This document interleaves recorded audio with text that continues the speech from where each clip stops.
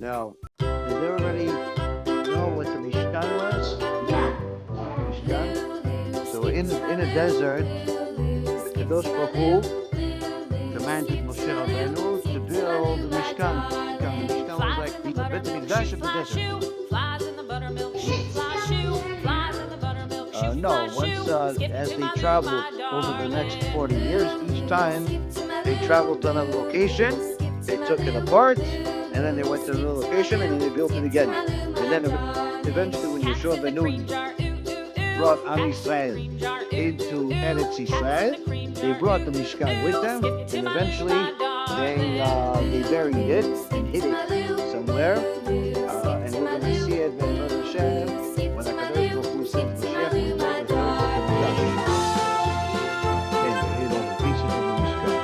Now, one of the pieces that we learn about is the cover of the Mishkan.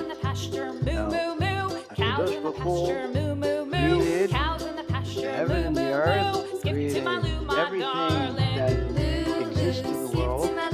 And on the sixth day, HaKadosh Baruch Hu created the animals. And even though Shlomo HaMelech says, "En chadash tachat hashemesh," that nothing new was created after the sixth day, Rashi says that really there was a few exceptions. One exception, in the desert, Hashem created a new animal. What animal did Hashem create? It was all Tachash. The Tachash was one of them. The Tachash was one of the animals. Why did Hashem create the Tachash?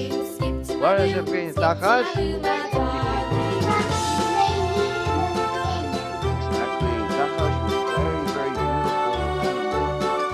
Had beautiful skin that was like all types of colors, and anyone that saw the Tachash saw the most beautiful animal.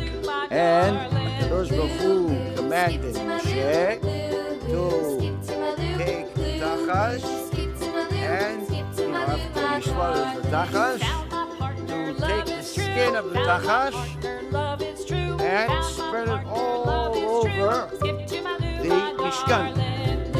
That's how skin would spread and stretch and stretch and stretch. So now, Hashem wanted a special cat. It had rainbow skin. It had beautiful skin that made the Tachash very different than all the other animals. Very unique. And the Tachash looked like a combination of a bull and a deer. It also had, I believe, a horn, similar to what people think like the unicorn. The Tachash really was the real unicorn. Now, this beautiful animal, why did Hashem create it? Why does Hashem create the animal? Does it use animals? For the skin. Why does Hashem need the skin for what? For Mishkan. Mishkan. Now, why couldn't Hashem just say, listen, I want you to put, cow skin. Put cow skin on the Mishkan. Or put the goat skin on the Mishkan. Or put snake skin on the Mishkan. Why? Some people make shoes from snake skin.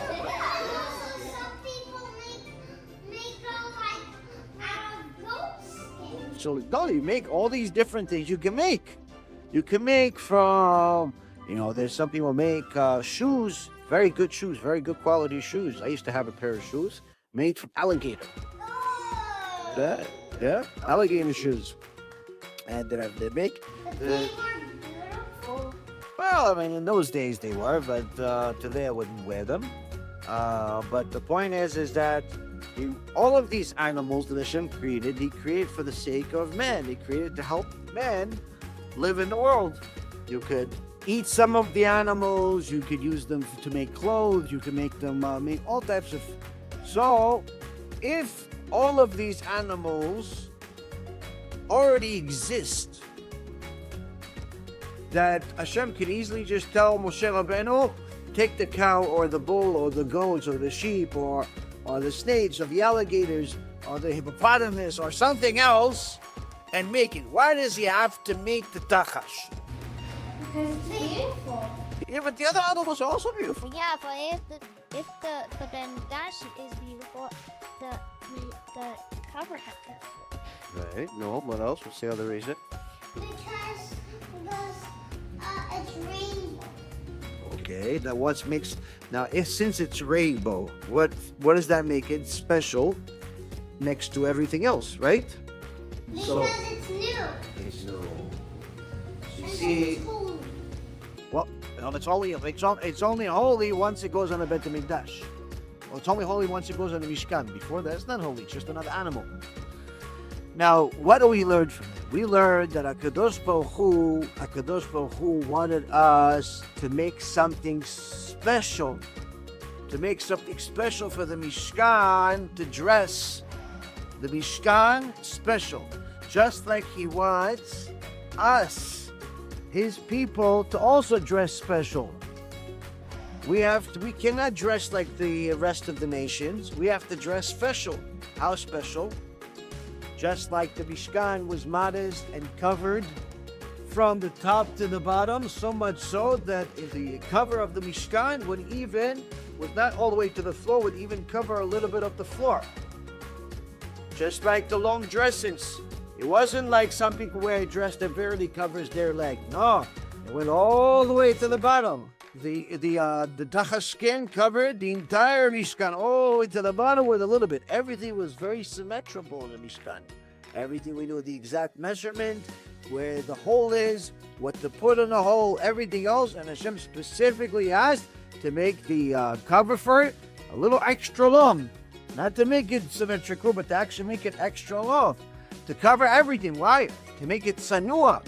To make it sakah. Why? Because that is what Hashem wants from us. He wants us to be tsanua.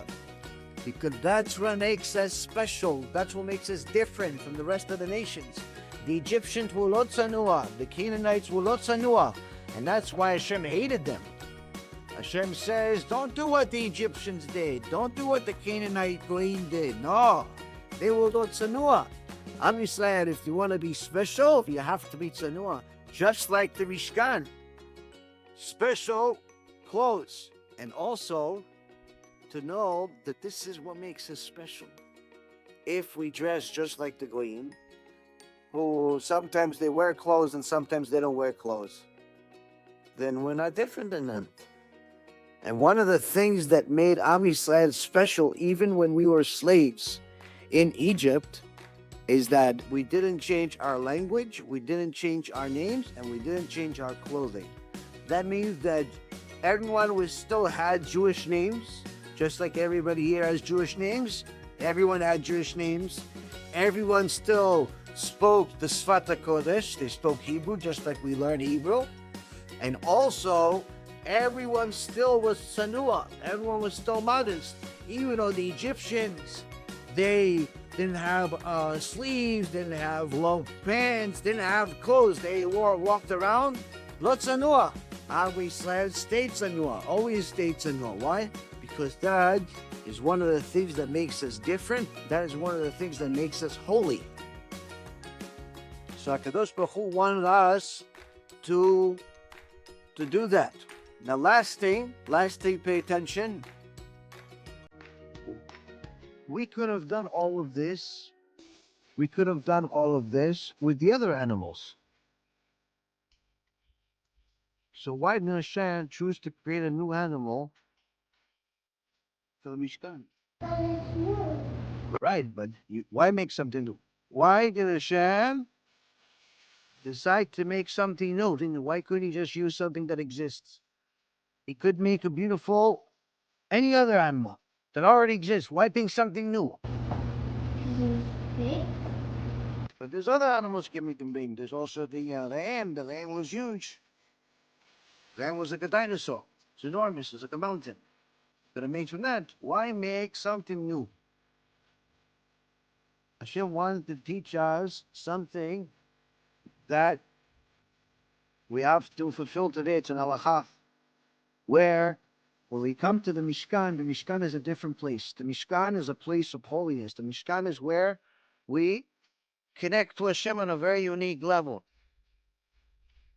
Where else do we do that today? We do it every Shabbat and Yom Tov. We connect to Hashem in a different way than we do it for the rest of the week. The rest of the week, we can drive, we can turn on and off electricity, we can cook, we can do a lot of things.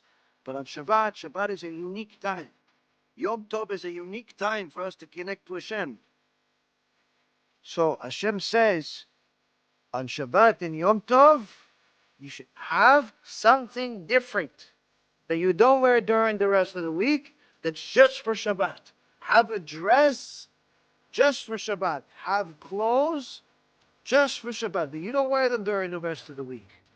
Something that if you bought something new, the first time you should wear it should be on Shabbat. If you have something new, the first time you should wear it is on Yom Tov. Why?